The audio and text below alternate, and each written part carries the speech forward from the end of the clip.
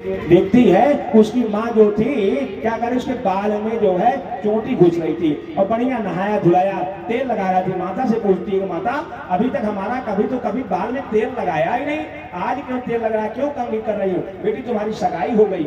माता सगाई क्या होती है? बेटा तुम्हारा विवाह होगा।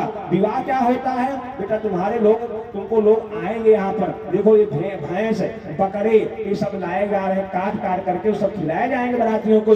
शबरी ने रात में सोचा कि हमारे विवाह में इतने जानवर मारे जाएंगे, तुरंत जो है करके सगाई में बर के साथ ब्याही गई।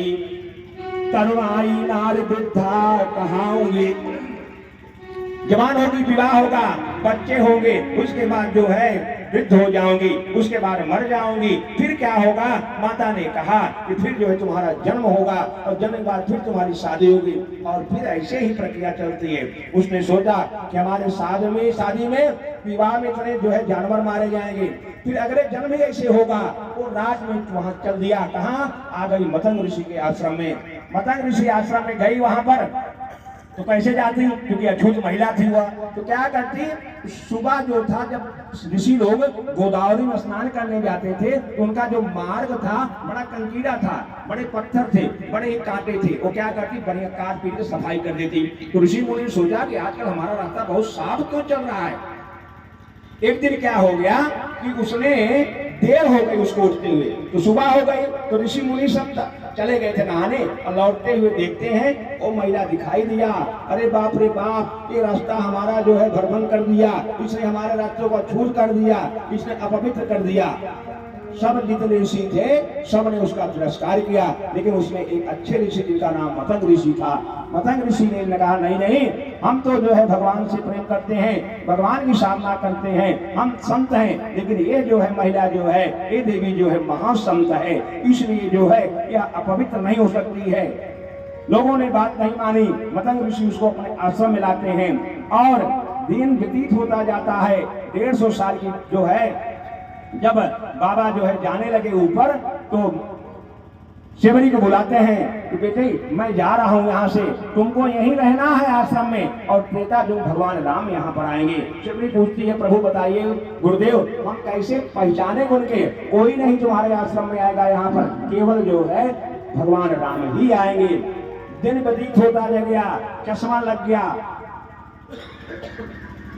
आंख जो थी कमजोर हो गई, बुद्धि हो गई, कमर जो है झुक गई, लेकिन वही जो है कहती कि रामा रामा रटते रटते पीती रे ओ मैया। गाइए रामा रामा रटते पीती रे ओ मैया, रामा रामा रटते पीती रे ओ मैया।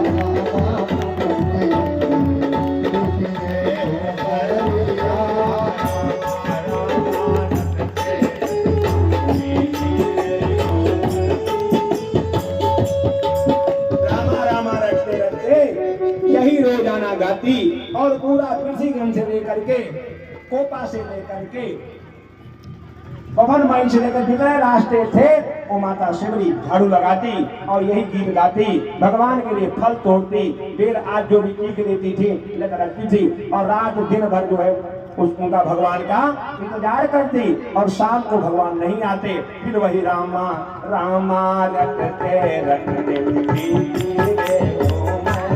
रामा रामा रटते रटते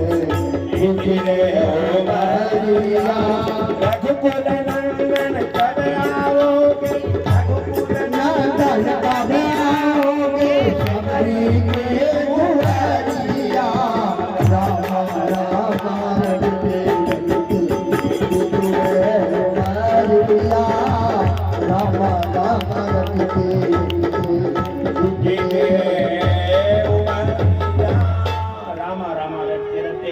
एक दिन समय आ गया, भगवान राम शबरी के आश्रम पधारा।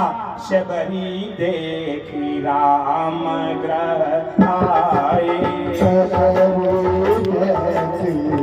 राम ग्रह आए, शबरी देखी राम ग्रह आए, शबरी देखी राम ग्रह आए, मुनि के वचन सबुझिय आए, मुनि के वचन सबुझिय आए। माता ऋषि के जो बात बताई थी उसने याद किया कि भगवान कैसे होंगे। सरसिज लोचन बाहु विशाला, जटा मुकुट और उर्गन माला, श्याम शरीर गौर दो भाई, दोनों भाई श्याम और सुंदर हैं, दोनों हैं सबरी चरण परी लपटाई। देखिए ये भगवान के लिए भाव का है।